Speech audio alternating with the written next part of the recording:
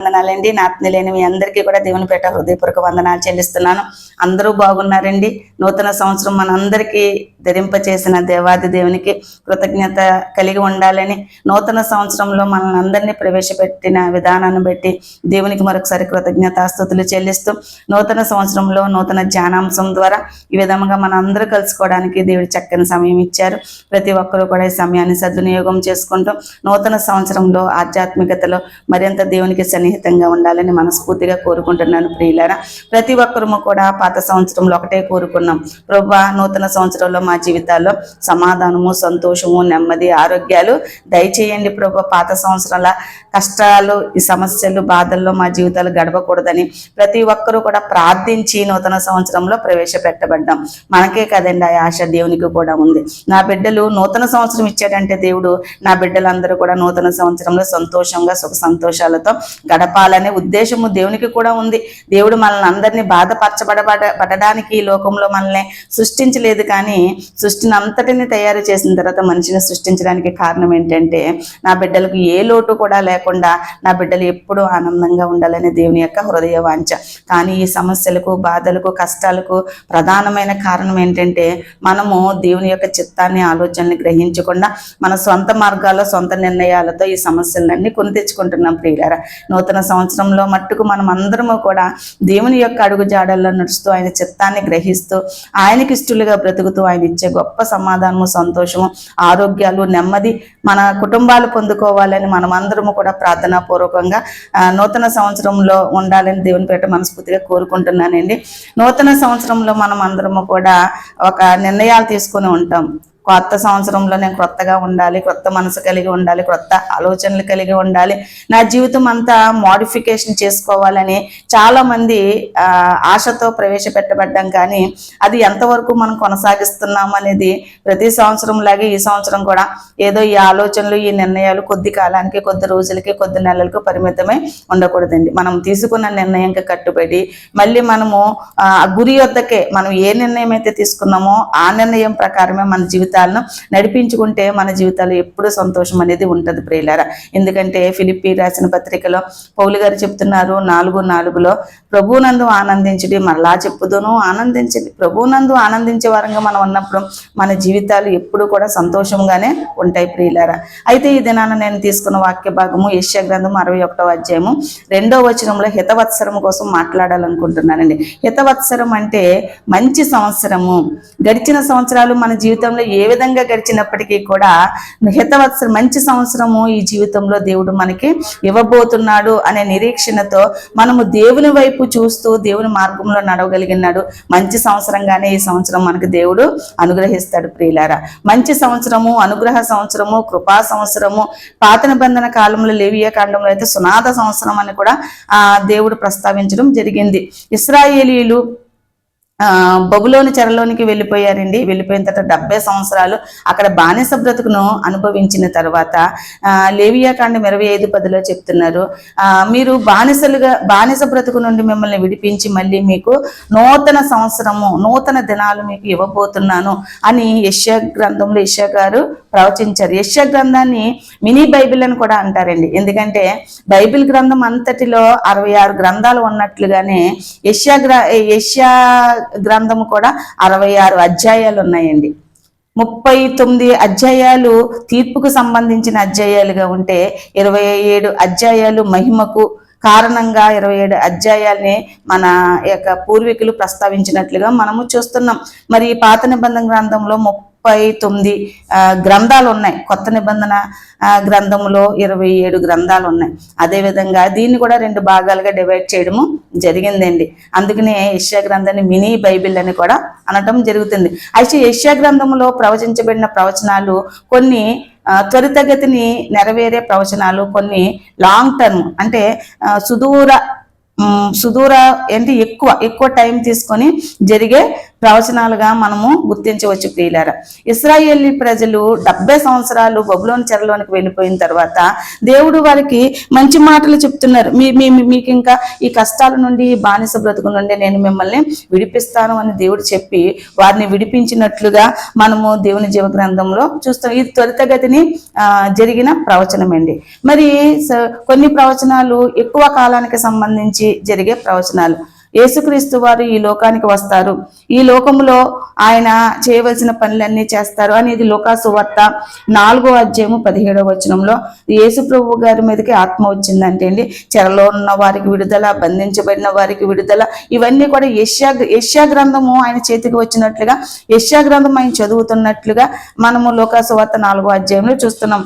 అదే లూకా సువార్త 4వ అధ్యాయము 20-21 వచనాల్లో చూసుకున్నట్లయితే, నేడు మీ వినికిడిలో ఈ ప్రవచనము నెరవేరింది. అంటే యేసు ప్రభు గారు యెషయా గారు ప్రవచించిన చాలా కాలానికి వచ్చారు.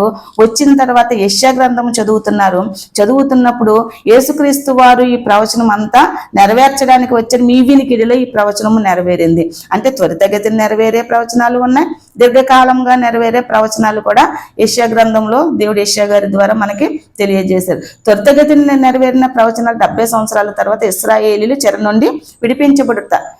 దీర్ఘకాలం తర్వాత జరిగే ప్రవచనం ఏంటంటే, యేసు ప్రభు గారు వచ్చిన తర్వాత అనేక మంది చెరలో ఉన్న వారిని, ఇశ్రాయేలు ప్రజలను చెరలో నుండి, బానిస బ్రతుకు నుండి విడిపించారు. పాత నిబంధన గ్రంథం, కొత్త నిబంధన గ్రంథంకి వచ్చేసరికి యేసుక్రీస్తు వారు చెరలో నుండి, సాతాను ఉచ్చుల్లో నుండి, సాతాను కబంధ హస్తాల్లో నుండి అనేక మందిని విడిపించడానికి ఆత్మ నా మీదకి వచ్చిందని లూకా సువార్త 4వ అధ్యాయంలో చెప్పడం జరిగింది. అదే హితవత్సరము, మంచి సంవత్సరము. ప్రియులారా, ఈ సంవత్సరము దేవుడు మనందరినీ కూడా మంచి సంవత్సరంగా ఉంచాలని మనస్ఫూర్తిగా నేను కోరుకుంటున్నాను. దేవుడు కూడా అదే ఆశిస్తున్నాడు ప్రియులారా.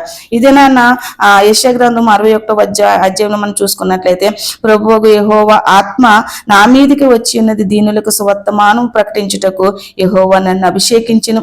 ఏంటి దేవుడు చేసే మంచి సంవత్సరంలో దేవుడు చేసే కార్యాలు ఏంటి అంటే, నలిగిన హృదయం గల వారిని దృఢపరచుటకును, చెరలోనున్న వారికి విడుదలను, బంధింపబడిన వారికి విముక్తిని ప్రకటించుటకు, యెహోవా హితవత్సరమును, మన దేవుని ప్రతిదండన దినమును ప్రకటించుటకును, దుఃఖాక్రాంతులందరినీ ఓదార్చుటకును, సియోనులో దుఃఖించి వారికి ఉల్లాస వస్త్రములు ధరింపచేయుటకును, బూడిదకు ప్రతిగా పూదండను, దుఃఖమునకు ప్రతిగా ఆనంద తైలమును, భారతభరితమైన ఆత్మకు ప్రతిగా స్తుతి వస్త్రమును వారికి ఇచ్చుటకు ఆయన నన్ను పంపి ఉన్నాడు. యేసుక్రీస్తు వారు ఈ లోకానికి ఎందుకు వచ్చారంటే, మనకి హితవత్సరాన్ని ధరింప చేయడానికి.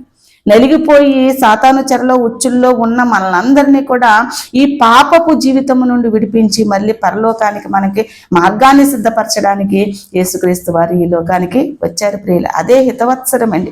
దేవుడు మనందరికీ కూడా నూతన సంవత్సరంలో మంచి సంవత్సరంగా ఈ సంవత్సరము మనకు జీవితాల్లో దేవుడు ఉంచబోతున్నాడు. పాత సంవత్సరంలో ఒకవేళ కష్టాలతో, బాధలతో, ఇరుకులతో, ఇబ్బందులతో మన జీవితాలు గడిచాయా, ఆరోగ్య సమస్యలతో మన జీవితాలు గడిచిపోయాయా ప్రియులారా, దేవుని యందు నిరీక్షణ, దేవుని చిత్తాన్ని జరిగించినట్లయితే, దేవుని ఆలోచనలు మనం గ్రహించి ఆయనకి ఇష్టలుగా బ్రతికినట్లయితే, ఈ కొత్త సంవత్సరము హిత సంవత్సరంగా, హితవత్సరంగా దేవుడు మన జీవితంలో మార్చబోతున్నాడు. నిరీక్షణ ఉంచు.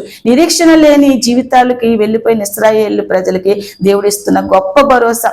లేవియా కాండం 25వ అధ్యాయం 10వ వచనంలో చెప్తున్నారు, 50 సంవత్సరాల తర్వాత మీరు మళ్ళీ వారి స్వాస్థ్యాలు వారికి ఇచ్చేయాలి.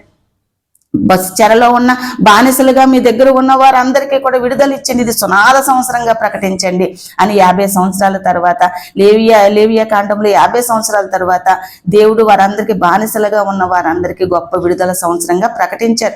యెషయా గ్రంథంలో యెషయాకరుడు చెప్తున్నారు, నా యెహోవా ఆత్మ నా మీదకి వచ్చింది, నలిగిన వారికి, చెరలోనున్న వారికి, బంధింపబడిన వారికి విడుదల కలిగే హిత సంవత్సరంగా, మంచి సంవత్సరంగా ఇది మీరందరూ కూడా దేవుడు ఈ లోకానికి రావడము జరుగుతుందని ప్రవచించినట్లుగా చూస్తున్నాం.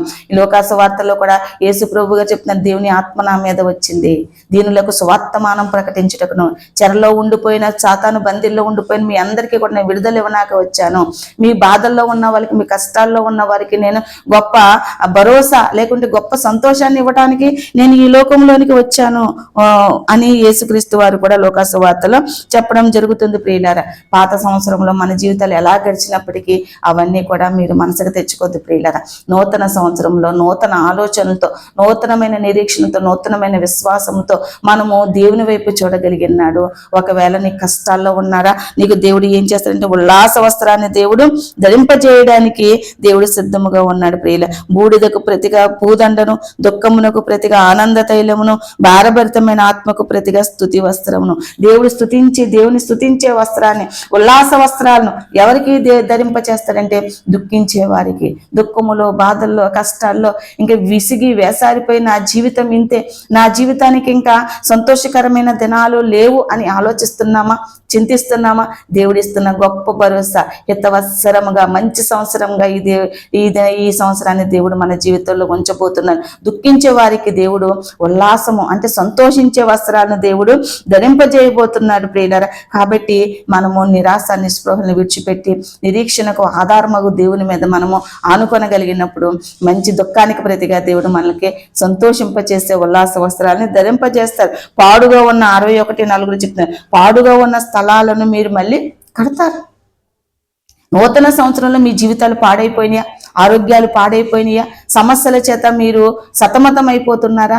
దేవుడు భరిస్తున్న గొప్ప భరోసా ప్రియులారా. మళ్ళీ ఇశ్రాయేలులకు చెప్తున్నారు, మళ్ళీ మీరు చెరలో నుండి విడిపించబడిన తర్వాత, చెరలో నుండి 70 సంవత్సరాలు వెళ్ళిపోయారని, మరి 70 సంవత్సరాలు వెళ్ళిపోయిన తర్వాత వాడు విడిచిపెట్టిన ఇల్లులు, వారి పొలాలు ఎంత చిందరవందరగా ఉంటాయండి. కానీ దేవుడు చెప్తున్నాడు, మళ్ళీ మిమ్మల్ని నేను కడతాను.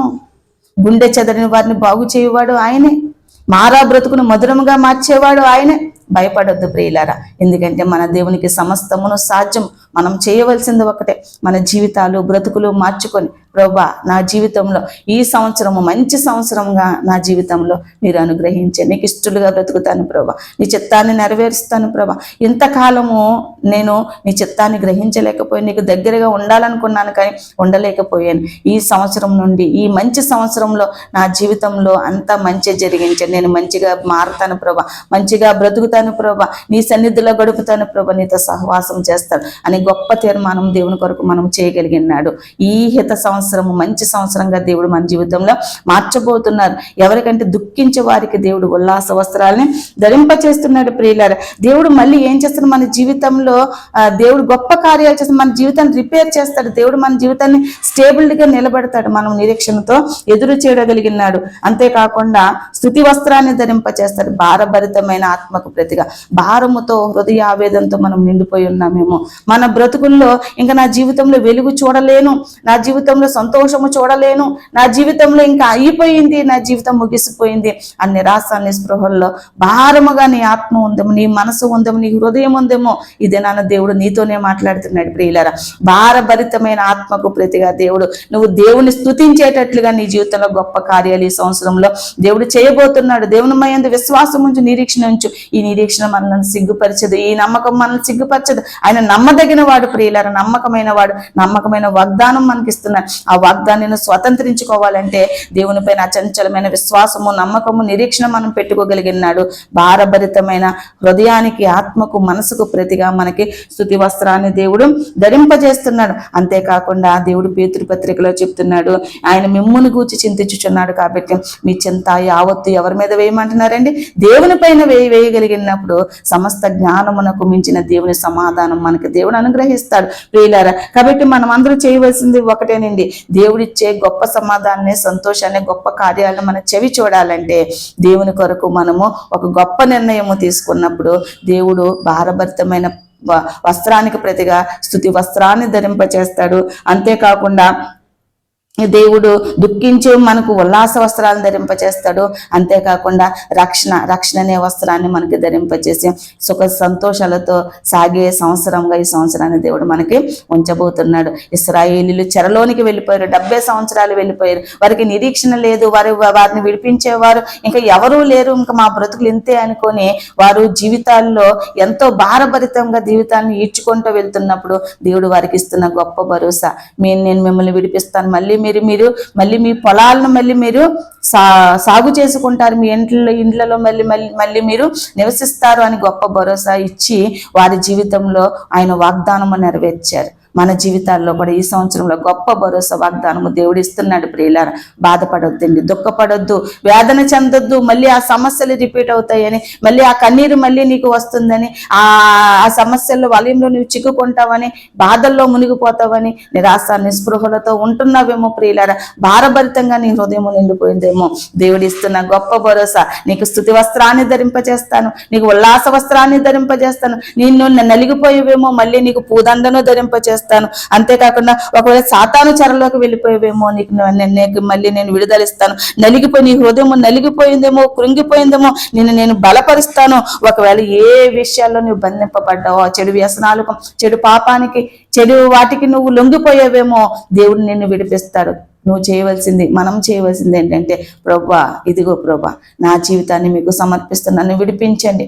నన్ను విడిపించేవారు ఎవరు లేరు. కట్టబడిన గాడిదను, గాడిద పిల్లను కూడా దేవుడు విడిపించాడు. నాకు కావాలి, ప్రభువు కావాలని చెప్పండి, వాడు వెంటనే మీకు అవి ఇస్తాడని శిష్యుల్ని పంపించినప్పుడు కట్టబడి ఉన్న గాడిదను, గాడిద పిల్లను విడిపించిన దేవుడు, ఏ పాపముతో, ఏ సమస్యలతో, ఏ అనారోగ్య పరిస్థితుల్లో నువ్వు కట్టబడి ఉన్నప్పటికీ కూడా దేవుడు నిన్ను విడిపించి స్తుతి వస్త్రాన్ని నీకు ధరింపజేయడానికి సిద్ధముగా ఉన్నాడు. ఉల్లాస వస్త్రాన్ని ధరింపజేయడానికి నీకు సిద్ధముగా ఉన్నాడు. దుఃఖమునకు ప్రతిగా ఆనంద తైలముతో నేను అభిషేకించడానికి, బూడిదకు ప్రతిగా పూదండను నీకు ఇవ్వడానికి, మనం దుఃఖంలో మునిగిపోయిన మనల్ని ఓదార్చడానికి, మనం బలపరచడానికి దేవుడు ఈ దినాన మనతో మాట్లాడుతున్నాడు. కాబట్టి ఆ ధైర్యము విడిచిపెట్టి ధైర్యముగా దేవుని వైపు మనం చూడగలిగినాడు. ఈ సంవత్సరము గొప్ప హితవత్సర సంవత్సరంగా, దేవుడు సునాద సంవత్సరంగా, అనుగ్రహ సంవత్సరంగా, కృపా సంవత్సరంగా మన జీవితంలో ఉంచబోతున్నాడు. కాబట్టి మనమందరం కూడా నమ్మదగిన దేవుని వైపు నిరీక్షణ, విశ్వాసము ఉంచి దేవుడిచ్చే గొప్ప ఆనందాన్ని, సంతోషాన్ని, లేకుంటే ఉల్లాస వస్త్రాన్ని మనమందరము కూడా ధరింప చేసుకునే ఆత్మీయత కలిగి ఉండాలని, ఆ విధంగా దేవుని సంతోషపెడుతూ మన జీవితాలను కూడా సంతోషంగా సాగించుకుంటూ ఆత్మీయతలో మనము అంచెలంచెలుగా దేవునికి ఇష్టలుగా బ్రతుకుతూ, అంచెలంచెలుగా ఎదుగుతూ దేవుని రాజ్యానికి సిద్ధపాటు కలిగిన సంవత్సరంగా ఈ సంవత్సరంలో మనం అందరం ఉండాలని మనస్ఫూర్తిగా దేవుని పేరట కోరుకుంటూ, అటువంటి హితవత్సరము మన జీవితాల్లో దేవుడు అనుగ్రహించిన గాక. ఈ పరిశుద్ధ మాటలు ఇంతటితో ముగిస్తున్నాను. అందరికీ వందనాలండి.